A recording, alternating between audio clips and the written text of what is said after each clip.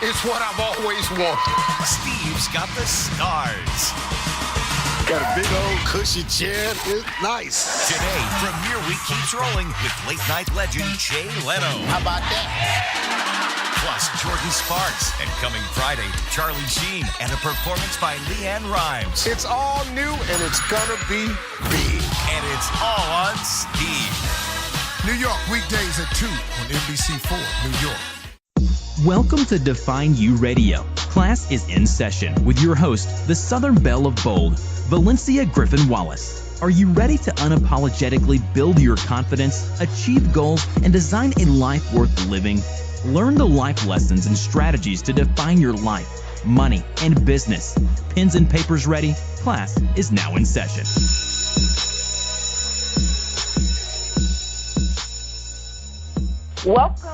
Welcome to Define U Radio. Classes in session. I am your host, the Southern Belle of Bold, Valencia Griffin-Wallace. Define U Radio. Classes in session teaches women how to unapologetically build their confidence, achieve goals, and design a life worth living. Each show discusses the life lessons and strategies from guests who have decided to define their life, money, and business. Thank you so much for tuning in, and make sure you connect with us on Facebook. Today's session is with Define U alumni. Y'all know I struggle with that word. Transformational speaker, best-selling author, startup coach for single moms, and our personal money lady, Lexi Jones. And tonight is our 4th of July Independence Special Session titled Independence from the Broke, B-R-O-K-E, Mindset. Get your pens and papers ready, and let's talk about money today. Welcome to the show. Hey, Marcia, thank you so much for having me again. I always enjoy being on your show. Yay. Well, today we're talking about independence from the broke mindset. But before we get into today's show, why don't you go ahead and tell the audience a little bit more about you, fill in those blanks. Oh, absolutely. Well, you didn't leave anything out. But as Valencia stated, I am a startup coach for single moms, and I do that through a virtual business incubator called Hatch 24/7. And it is just a passion of mine because being a single mom myself, it's a passion of mine to help other single moms to realize and understand that they can achieve freedom through business ownership if they so desire. And so that has been, I've been doing, this coaching, I've been doing this now for about 15 plus years. And just enjoying every moment of it, and particularly this aspect of personal finances. I am licensed, and as I have said on the show before, and for those of you who may be new listening, I always share briefly that in 2008, I lost everything. Lost my home, my car, lost a job, went through bankruptcy, all of that. And so the way I ended up becoming this personal finance guru was not because I went to school, formal school, that is, for it, but I went through life school. And so after going through all of that and then being able to get back on my feet with the help of my mentors, I made it my personal mission to, again, help women and particularly single moms in the area of personal finance. You said like a whole mouthful, and I actually, because I've seen the logo for Hatch, I was like, ooh, I love the name and the purpose behind it. What made, because that's like your new baby, right? Yes. Yes, it is. I love the logo. Thank you. That's number one. Thank you. So what made you go ahead and start Hatch? So as a single mom, building a business, growing a business. There's so many aspects to that.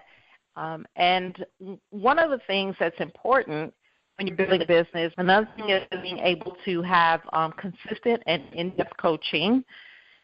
And then another thing is being able to have, then the other thing is being able to have access to coaching or training or any of that at any time that you would need it. Because for a single mom, our time sometimes of operation is different from others.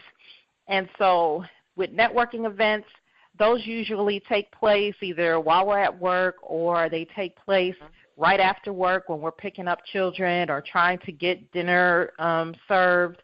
And so we may miss out on those. A lot of coaching events, whether they're conferences or boot camps or trainings or what have you, we can't always get to a lot of those because oftentimes they cost money, and some of the better ones cost pretty money, which is all good. But as a single mom, you are already financially responsible for everything, as far as the household and the children, it's just you. And so sometimes you can't get out as to many of those as you would like. And then being a single mom, sometimes there is isolation, right, because you're so caught up in just running your household, caring for the children, that, again, most single moms that I encounter who are wanting to start a business, they don't even really know a lot of people in the entrepreneurship industry. So out of those frustrations was why I created Hatch. I wanted to create a hybrid of sorts in the form of a virtual incubator where single moms could come and they could get in-depth coaching and training, both live and on demand. This way, if you're up at 2 or 3 in the morning working on your business because you had to put all the kids down and get everything ready for the next day, you can do that.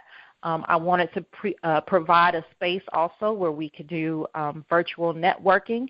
So if you can't leave the house, no problem. You can participate in virtual networking.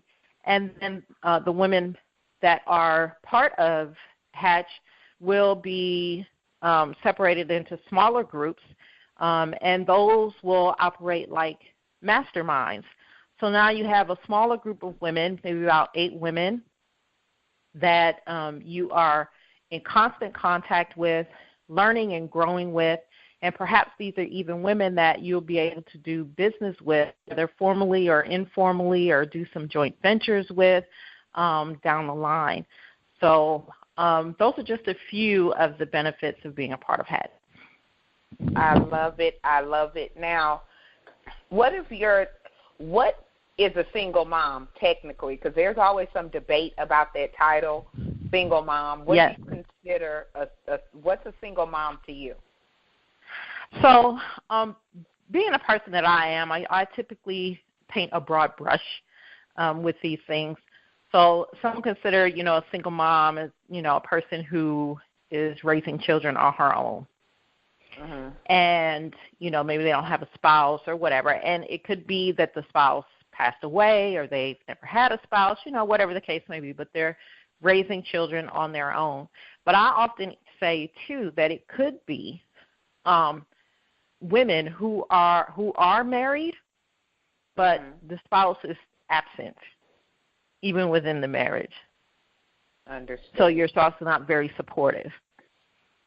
Understood. So like I said, I can I paint a broad brush, and I don't turn the virtual incubator is for women in general. Like I'm not going to turn a woman away, but it's really catered to and for single moms.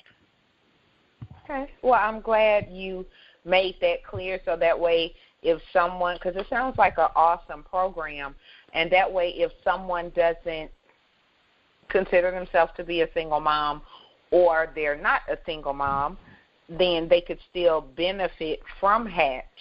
And Absolutely. I love the name because it's kind of like a, Hatch an idea or, That's the first thing I think of, like you hatching a new baby, like an egg hatching or something of that nature. So I just wanted to definitely touch on that because it's kind of a cousin of what we're talking about today, which is a broke mindset and independence from that.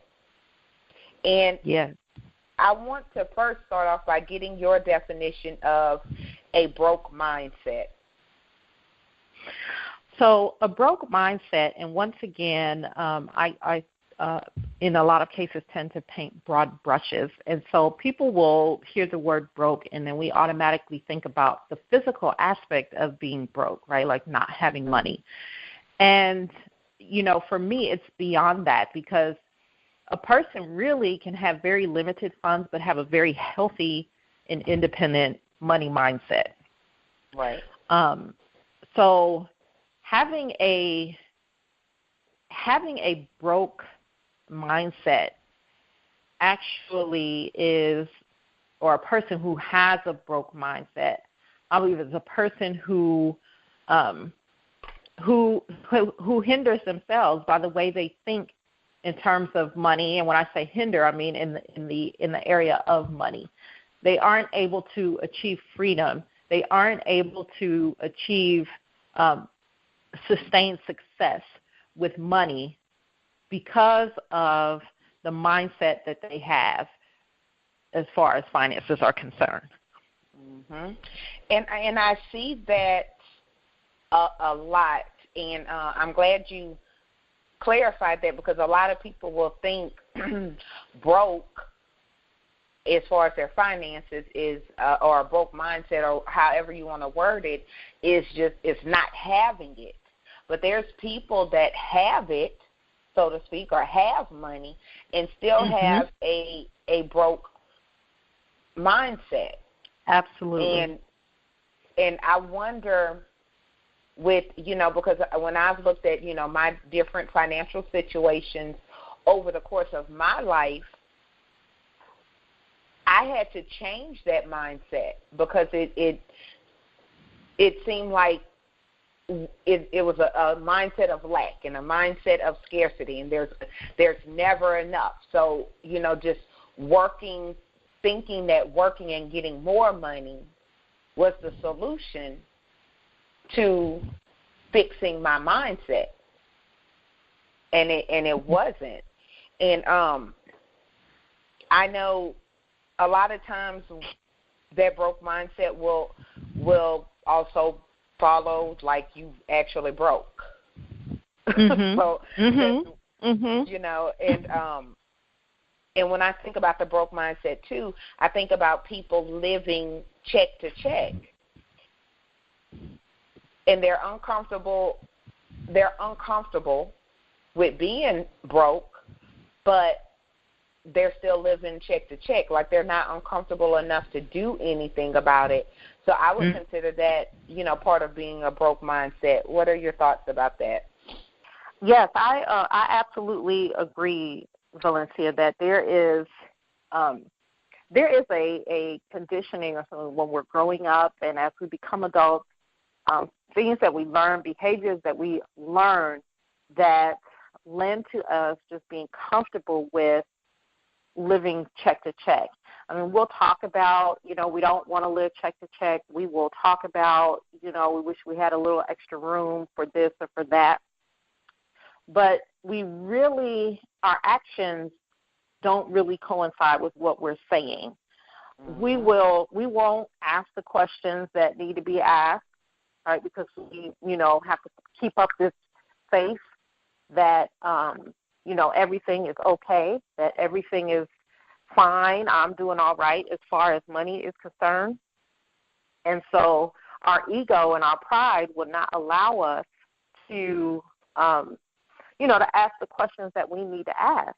But a person with a healthy money mindset, with the desire to be independent as far as their money mindset, they will ask the questions. They will seek out the information, and they won't stop until they get that information, and then they'll put that information into practice, right? So, yeah, again, a lot of us, we say we want better, we want to do better, but then on the other side, we're saying things like, well, I got all my bills paid, so I'm good with that. Yeah. And look, I just crossed that off because that was one of the things that I was going to hit, because somewhere along the line, and I love that you used the word conditioning, somewhere along the line, some of us has been taught, that it's okay not to have money if your bills are paid, or as long as you have a job, you're not broke. That was a new one I heard, and I thought that one was completely and utterly ridiculous, because there is no such thing as job security unless you work for yourself. And that's still, depending on, what you do and everything. But I know more people that live check to check and have a broke mindset than people that don't. Right, right. It's sad. It's sad. Right. Yeah, they have this false sense of security. You mentioned the 9 to 5 and people saying that, as long as I have a job, I'm not broke, and it's like, how do you equate that? How do you equate that? Where do we feel like, the job provides us this lifetime of security, because it doesn't. I mean, when going to work first became a thing, because what people may not know is that going to work didn't become a thing until the industrial age. Right. Like before that, people ran their own businesses. Whatever it was that they were good at, that's what they did. And so when going to work became a thing, then people thought, okay, there's some security, because then, of course, back in the day, then they had pensions and they had, other little perks or whatever. And, it was fine for then. Even then, I wouldn't say people had 100% job security, because, the boss can say at any time, we don't need you anymore. And even more so today, and how people in 2017 can say that having a 9 to 5 is more secure than running your own business, I have no clue. I'm like, the same people that are saying this are people who have been victims of being downsized, or the jobs being outsourced, or just, the company decided to close its doors, or all kinds of things. Yet people will still believe in this security of this paycheck. And one of the things that I don't understand, I guess now, because I'm on the other side, and when you get on the other side of the situation, when you were on the broke mindset side, and I'm speaking just from my personal experience, I remember how I thought then, but it doesn't make sense to me now. Like, why would I think that? But I would work like ridiculous amount of hours when really all I needed to do was change my spending habits. Yes. And that wasn't all, but that would have changed me having to work so much to just cover basic, not even basic necessities, but, the needs and the wants, know. And I think a lot of times people, I'm going to spend it today because I'm not going to be here tomorrow, and then you're here tomorrow. Then what? Then what, We have a consumer mindset. We do not have a producer's mindset.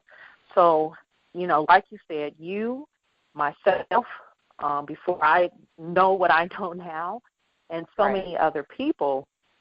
You know, like you said, all I needed to do was to tweak my spending habits. That was part of it. And then just start thinking differently about some things, right? Normally, we will purchase something. We don't need to think about, well, how can I monetize this, right? Right. So we purchase a house, and, you know, it's all for us, right? Like we need, you know, some of us are purchasing huge spaces, right? And there's ways. When I looked at changing my spending habits, because for instance, part of it, you know, was one of those people living check to check, but I bet my nails got done every 2 weeks. And now I'm in a completely different financial situation, and now I get them done, you know, once a month or maybe every 3 weeks, only because that's like my treat to me. And it's, you know, different things that I used to spend way more money versus now, because now, well, not only are you in my head, but now my learning is different, and my application to what I learned is different, and I actively seek out people that know more than me when it comes to money, and start applying. I may, you know, not be willing or able or whatever to apply every lesson that I learned today, but there's always something I can apply that makes a difference. It's those little steps that gets us to those big steps, you know. People will give up saving $100, $5 in, and they spend that on coffee. We have to get to a space where we can look at other people and say, you know what, they are really good at this. And instead of saying, oh, you know, oh, they're just lucky, or have something, you know, negative to say, like, you know, they think they're all that or whatever, instead of just, you know, humbling ourselves and just going and learning from them, asking questions, you know, so that we too can do the same or be even better at it, you know.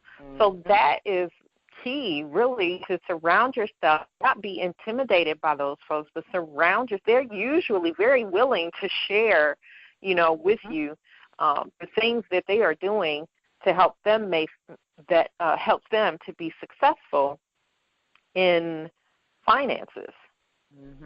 And you know, I actually kind of lucked up, and I think I may have mentioned this on our last show. I'm not sure, but I asked, you know, put it out there in my head, in my prayers, that I really wanted a mentor, someone I can look up to and learn from. And so, and then I kind of I put it out there and left it alone, you know, like that's what I do with my prayers. I put it out there and I left it alone. And then I was looking for a gym partner so I could start taking care of my health, because I don't want to be a billionaire and too physically sick to enjoy it. Right. So I wanted an accountability partner for my 6 a.m. workouts. And I really lucked up because my gym partner is a financial manager for a huge corporation. But there you go. Business, government. And so I'm getting those nuggets, and I'm going to tell you, she is what I would call someone that has, and I'll just say this, people I notice with, quote-unquote, real money, you would not know it. You would not know it. Right. And different things, like observing things like that over the years, where I used to want to have a new car every 2 years. I had to have a new car every 2 years. Now, I said, when I get out this car note, if I can't pay cash for a car, I will get a bike. And I notice people I know with real money, and I'm not saying all, I'm just referring to people I know. Right. They are not about to waste money on a car note. They're going to ride whatever they have till the wheels fall off. And then Yes. they want to buy a wheel versus financing a wheel.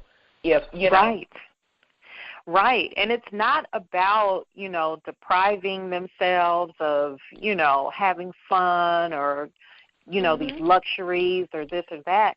But, people with a very healthy money mindset are thinking not only of right now, today, but they're also thinking of tomorrow. And when I say tomorrow, I don't mean like the immediate tomorrow. I mean like 15, 20, 30 years from now. Because what good, does it do you to enjoy, you're going to enjoy life now, but you can't enjoy it later. Right. Right. It doesn't do any good. So, you find a way, yes, to enjoy things now, but you also want to make sure that you're going to be able to enjoy things later. Right. Right. And one of the things, and right now I'm just kind of referring to things that changed as far as like my mindset, my broke mindset. I would spend an arm and a leg to have certain purses or certain name brand this or name brand that, and not saying anything is wrong with that for you guys that's your thing. But as I got older, I'm looking at that like it doesn't make sense because number one, I work from home the majority of the time. Number two, a lot of the stuff is sitting in my closet, and so it's wasting money. And an outfit, whether you pay if your outfit's $50 from head to toe or $5,000, has nothing to do with what it looks like in your presentation. And I got fed up like years ago. I was like, I'm not paying an arm and a leg for somebody else's name on my stuff. Come on stuff. now. And it made like all of a sudden a switch went off in my head that it didn't make sense. It didn't make sense to me. And this was, and I say it's funny because then I was paying for names I couldn't afford. Now I could afford the names, and guess what? I don't want them. That's like that. What's the return on investment? That is the direct Lexi quote. That is, will I be able to sell it later? And I realize as much as I love my car, my plan is not to drive the rest of my life. That is not. So that is that. And we all know cars lose their value once you do the test drive or whatever. Absolutely. So those are just changes in my mindset. I know people, and it's sad because we want to, and I say we, and I'm just we, you. If you in that category, then the we is you. But we want to present the image of money with a nice car, and then we're borrowing gas money, or then somebody, passes or gets sick, and we're having a fish fry. But I bet we still have that nice brand new shiny car in the driveway. Don't get me started. Go ahead, Lexi. Absolutely. But that all speaks to like that having that consumer mindset versus the producer mindset. And like I said, that'll take you down really quickly. If you cannot sincerely desire to be financially independent, but you can't get away from, being this large consumer, because let's face it, the Michael Kors, whatever is in, because I don't even know what all bags are in now. I don't know if Coach is still a thing, or I don't know, because I don't pay them no mind. But, at the end of the day, it's like, is Coach going to pay your mortgage? Right. Is Michael Kors going to finance your retirement? Like, and when it's time for you to sit down and retire, and like you say, you got this Michael Kors bag in your purse, you're not going to be able to resell it for what you got for it. Not at all. Right. You're lucky if it does well at Goodwill somewhere. Right. And you're not getting any funds out of that.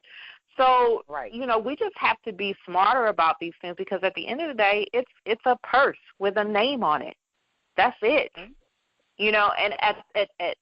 the question then really becomes, well, whose name is really important, theirs or yours? Oh, I love that. Well, people might say, what do you mean your name is more important than da-da-da-da, and then people think you're trying to be selfish, and it's like, no, you're not, because at the end of the day, no one else is going to look out for me and for my family and for the legacy that I am supposed to leave for my family. Nobody else's job but mine. Right. Ooh, you can drop some good tea, Kool-Aid, Crystal Light water, whatever, because that is 100% true. And it's messed up to see somebody with a $150 purse. And guys, I'm completely talking from experience because I've been that person. You know, you have this $150 purse, and you have $1.50 in your checking account. You know, $1.50. You know, and Lexi is 100% right. You cannot resell anything. One of the and then I do want to definitely get into some tips, but something that I realized, because I used to have like my next quote unquote addiction, so to speak, was DVDs. And of course, we're talking about a while, not that long ago, but it was a while ago. So I used to buy a new DVD at least once a week for several years. So you're talking about $20 every, so that's $40 a month, whatever the math is on that. And sometimes it'll be 2 and 3 DVDs at a time. It was ridiculous. Like I could have opened a Blockbuster or whatever video store with how many DVDs I had. And at one point in time, I just kind of sat down and did the math. And I was like, besides my Rocky DVD, which I will never sell, but the majority of those movies, I'll watch them one time and they'll sit there and collect dust.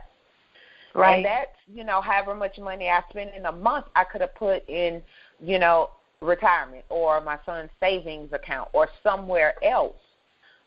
You know, but I was buying DVDs and getting my nails done 2-3 times a month, and then having issues when, you know, utilities came due and everything else. But I've spent that on stupid stuff, you know. So it took a few moments of really just looking at what I was spending, because it didn't make sense to me for as much money as I was making, as hard as I was working, why finances was an issue. And I would rather, instead of spending that much money on my nails or DVDs, I'd rather be able to go out of town and enjoy a quick vacation. You know? I want to enjoy life. I'm not, you know, and so that was changing my mindset. So I wanted to, what tips would you give?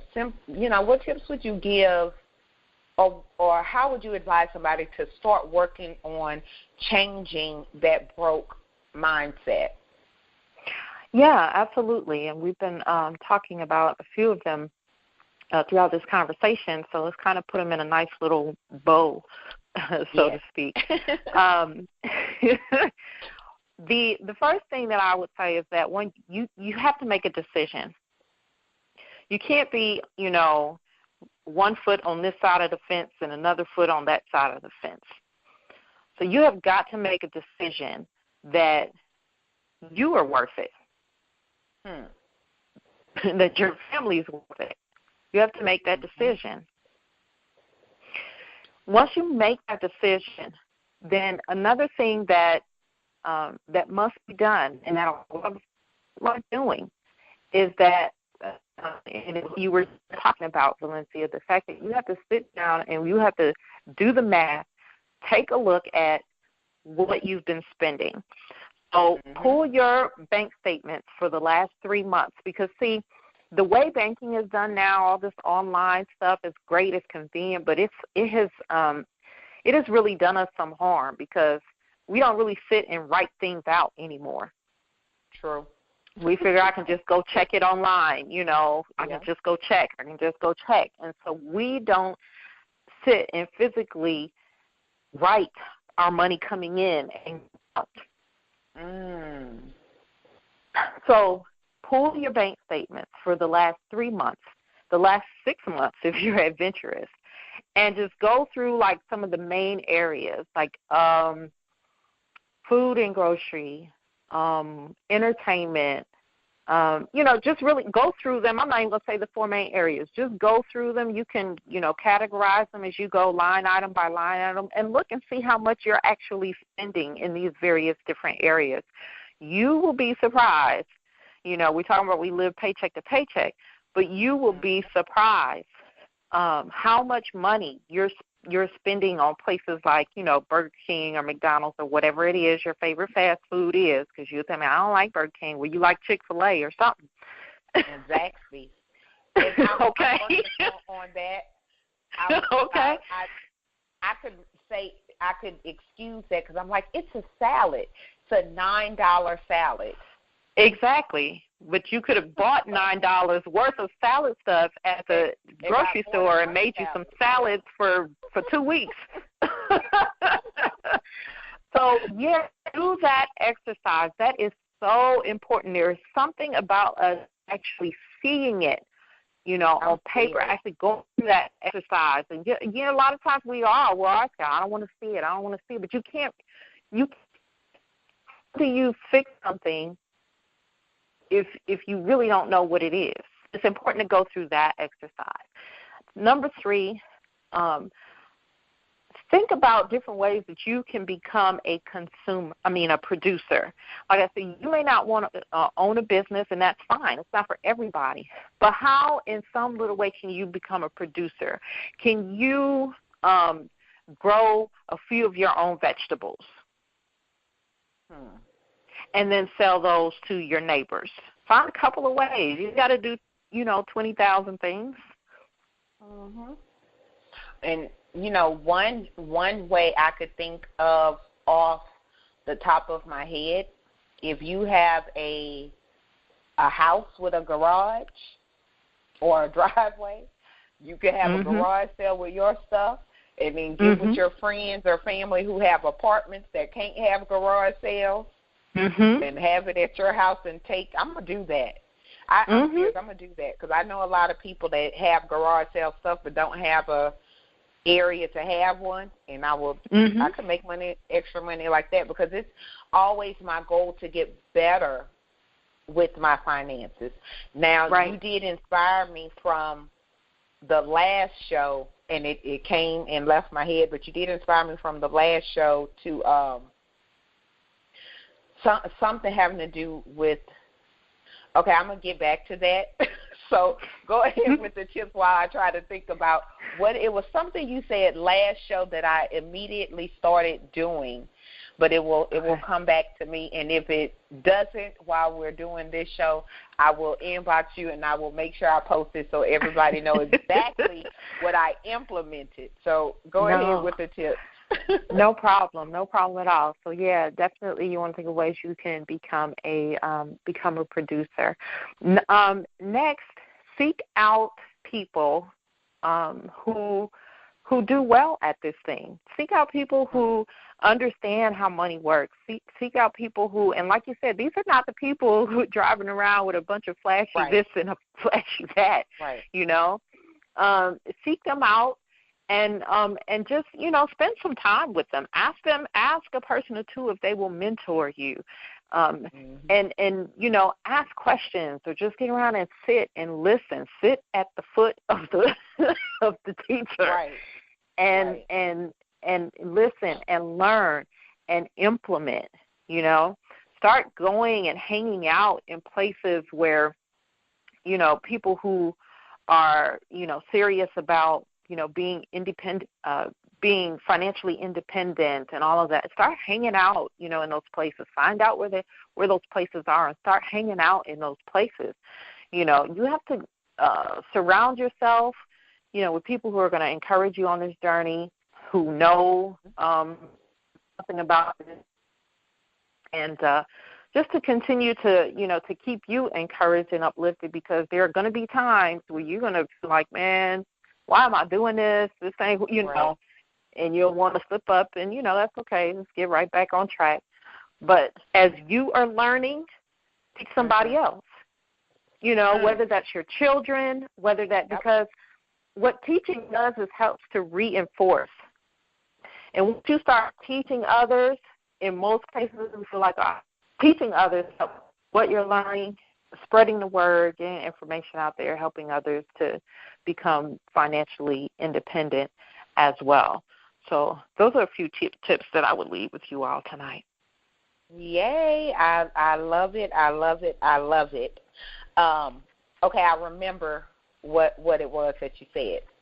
Okay. We talked about like saving, and I was saying how, most people, including me, like I just automatically have it come out. And you said that I needed to, one of the tips you gave was to manually move it, like keep it automated, but then, manually do it, so that way you could get used to the process of, manually doing it. Mm-hmm. So, and putting extra, so that's what I've been doing. So where I still have my automated come out, I've started manually moving, the extra also. Good. So good. I apply.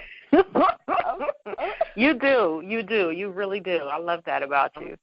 I'm telling you, I love that about you.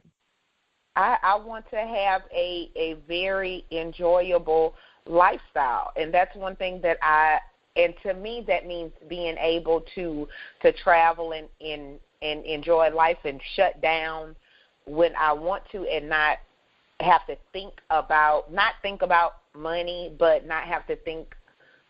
If I want to take a vacation, I want to be able to just go, not have to plan it out for a year. Absolutely. That's the lifestyle that I am working towards. And one of the things that I also noticed about people with money, and they budget and save for everything, for a gift, for holidays, and will not buy. And because this was one of the most interesting conversations that I had, because I thought, I was like, wow, like my gym partner and people I know, they will have a budgeted amount that they will spend for Father's Day or Mother's Day or Christmas. And guess what? If it's over that amount, you will not get it. Yes, that's right. That's absolutely right. It was so funny you said that, because I sat with a client the other day, and I was helping her to just we're in this awareness, stage. What am I spending? And, we're looking at the budget worksheet, and I said, okay, gifts and holidays and this and that. And I think another section was, road trips. And she was like, she looked at me, and I'm like, yes, you have got to budget this. These are the things that when you decide, let me get on the road and hop on down to, Evansville or wherever you're going, or northern Indiana, or maybe it's 2 states over. You just decide you hopping on the road, but that has impacted your budget. You didn't budget for that. And so at the end of the month or in the next 2 weeks, you're wondering where your money went. Mm-hmm. That's where it went, because you never budgeted for it. We think, a birthday gift here or there, it comes up, a little $5 here, a little $20 there. But God, those are the things that really will impact, impact that whole, and give you that whole I'm living from paycheck to paycheck feeling, because you haven't budgeted for it. Right. And that is one of the things that one of the tips, or one of the things I am going to apply from tonight. It's a few things, but definitely that. So some people, and if you're listening, friends, family, and whoever may have gotten gifts previously, my budget is about to get real slim with giving random gifts and that kind of stuff, And it can add up because you don't think about it. You know, a birthday here, I didn't, $20 here. Here go $20. You know, but that adds up. Or even a card or taking somebody out to eat or things that's not planned. So I'm planning it out. A lot of people, I will make an announcement and let them know I am no longer that person because I know the end game. I have to take care of me and my family versus your birthday gift that you probably won't have within the next month or two anyway. Exactly. So one more question. I know, and it's a few things. I can't wait to our next show because I want to talk about, kind of hit on building credit for teens. Like how can you help teens build credit? So that's what we'll talk about next time, guys. So make sure you guys, keep up with the show. So I'm just dropping that now, Lexi. So do we need a financial advisor if we're not, quote unquote, rich? Yes. Yep, you do. I don't even know what else to say behind that. Yes. Especially if you're not rich. That you need one. Now people will say, "Oh my goodness, an advisor and all that, it costs a whole lot of money," and and some can. That you got to know, this maybe time for another show or whatever, but the difference between an advisor, a planner, or a coach. There's differences, and so maybe we can get into that sometime in the future, so that you know which one you should have for wherever you're at. Okay, I'm writing that down because I definitely want to, because I don't have a financial advisor, planner, or coach. However, as I get more serious, because I'm pretty good with my finances. However, I'm always on learn mode and get better mode. So I definitely want to make sure that, that's a conversation and an understanding that I have and the audience have. So they can define their money and, and really get into this thing, present the information. It's there. So we definitely going to have to discuss that, the differences with that, because you just you drop a nugget towards the end of the show. Okay. I know. That sounds like, okay, another show topic if you need one. Right. That's the next two shows planned. Lexi, as usual, you done left me with homework. How can the audience reach you? What do you have going on? How can, I know you got absolutely. Yeah, so right now my entire focus is on Hatch, enrolling women into the virtual business incubator. So if you are a single mom in general who wants to start her business, you've been hesitant about doing that, Hatch is there to support you. So you can learn about Hatch at bit.ly/Hatch247. That's bit.ly/Hatch247. Or you can inbox me, message me across all social media except for Snapchat. Across all social media as Purposeful Lexi. I have a Snapchat, but I opened it like a couple. I opened one to stalk my son, and then it wasn't even effective with the stalking because I didn't know what I was doing. So, yeah. Oh goodness, yeah, I need a Snapchat coach. Right. Lexi, as usual, you've been awesome and have given homework.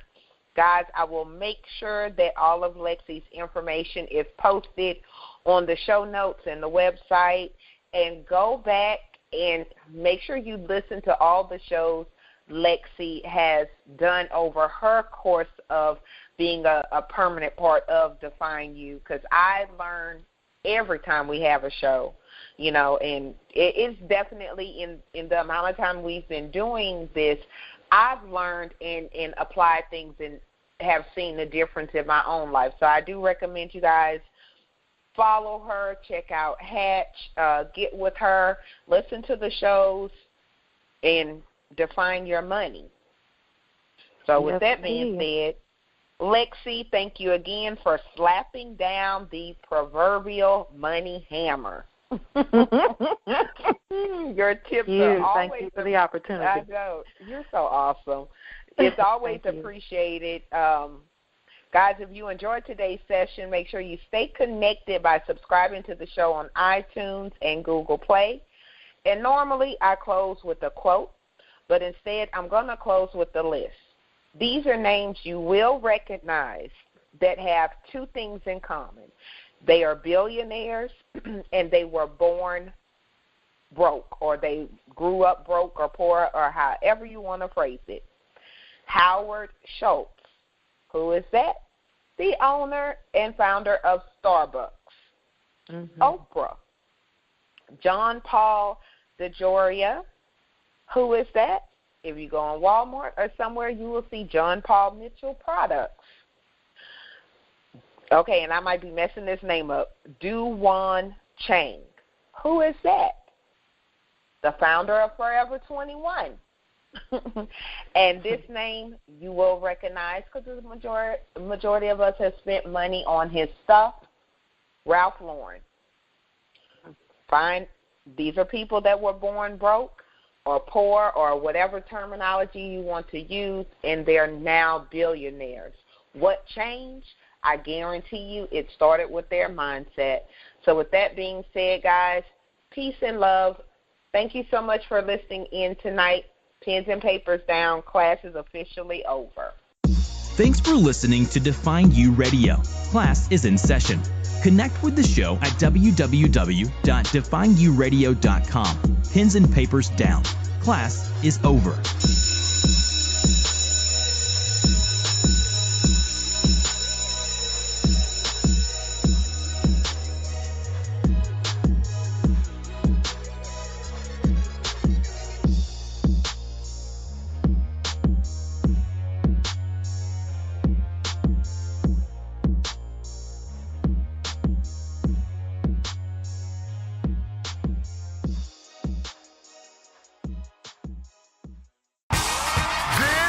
It's what I've always wanted.